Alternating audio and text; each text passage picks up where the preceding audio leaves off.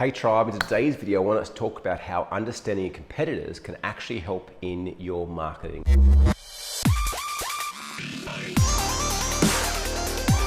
Hello, my name is Barry William Magletti, and over the past 9 years I've worked with hundreds and thousands of clients around the world, helping them to increase their profitability, have more time off and actually enjoy their business again. And we've seen a lot over that time. And something I want to speak to you today about is how understanding your competition could actually help you with your marketing and marketing position. Now, it's really important up front to be clear, this is not around following your competition, seeing what they do and copying them, or spending an overly huge amount of time obsessing about your competition, because while you're doing that, they're leading and you're following. You really need to be a follower. However, you can't be in business blindfold. You need to have a bit of an idea around what your competition is doing, how they're positioned in the marketplace, what section of the marketplace they're going after, which will better allow you to make strategic decisions and create a plan that will see you dominate your market and your positioning in the market as well. And so there's a few ways you can go about how to start to understand them. And the first one is to buy their product, buy their service, check it out, understand it, battle test it, see how their after service care is, their pre and post service care is as well, their onboarding and so forth, because you'll get an in-depth and insight into how they're doing business and how they're treating and serving their customers, which allow you to understand what are some smart ways of doing things or smarter than what you're currently doing, but also to where are the gaps that you could expand on by, I guess, shopping them firsthand. The second is to audit their website. Go through the website, really read it, understand how they're relaying their information, their imagery, their copy and so forth, and who is it they're going after, because a lot of this is just understanding what is the niche and what is the product that they're serving and how do they best articulate that to them as well.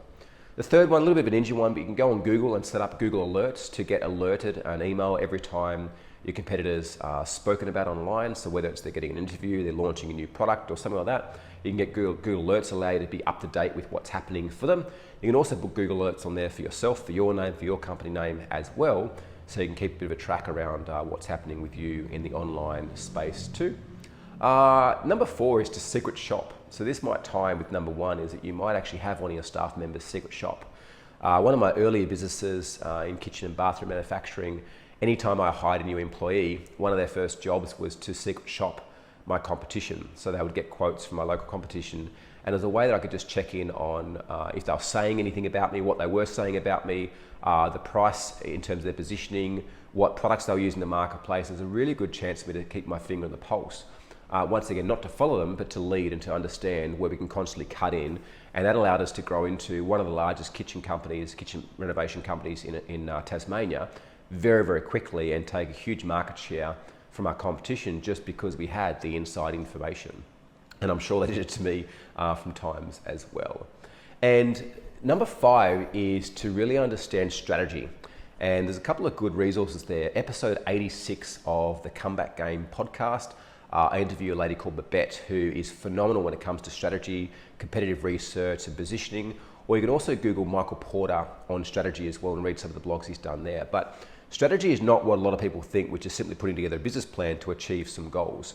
Strategy is really analyzing your competitors, your marketplace, your potential prospects, your past clients, your future clients, and creating something that really allows you to dominate. Think about Woolworths and Coles.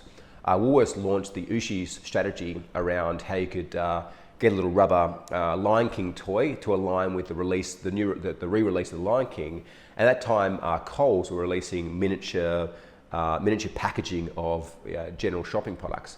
And Woolworths absolutely dominated over Coles during that point in time because they had a better strategy to go to market, which meant that a lot of people, for at least that period of time, decided not to shop with Coles, to go to Woolworths, and they had a reason to go back again and again and again to complete the whole set. Now you might find this to be a little bit silly, but there's a lot of big players out there doing it. So if they're doing it, there must be something in it. Think McDonald's. McDonald's is a very good JV in alignment with Disney.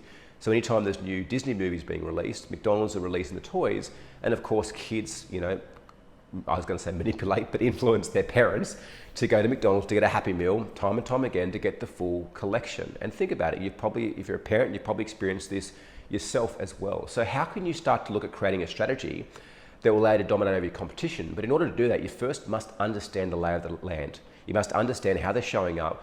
What is their brand promise? What is it they're offering? There's some really good books around this. The Metronome Effect by Shannon Suzek is a really good book. It's a really good business book, but it talks in depth around strategy and talks about the business canvas and how to best position yourself as well. As I mentioned, episode 86 of the Comeback Game podcast, or anything on Michael Porter on Google, you'll find some phenomenal stuff as well. So, well, that's my insights around the importance of understanding competitors. We can go a lot deeper into this. I guess the thing that I want to just caution again is this is not being obsessed with following people. I see a lot of businesses that are trying to emulate and follow their competitors and then wondering why they're always behind, or wondering why their business is never growing that fast, because there's not a unique point of difference. And I honestly believe the thing that stands you out from anybody else in your field is you. And so the more that you can embrace your vulnerability, your story, who you are and what it is you have to offer, the faster your business can grow, because you're aligning yourself congruently and wholeheartedly with who you are and what you bring to the business world. But yet we still need to keep our wits about us and just keep a finger on the pulse of who's doing what out there in the marketplace, what big plays they're making, just to allow us to be educated and up to date, and equally too, position ourselves strategically if there's something significant coming that we haven't yet been aware of in the past as well. So that's it for me today on this one, guys. Share the love, like, comment, let me know what you love, what you didn't love. I look forward to seeing you on the next video soon. Bye for now.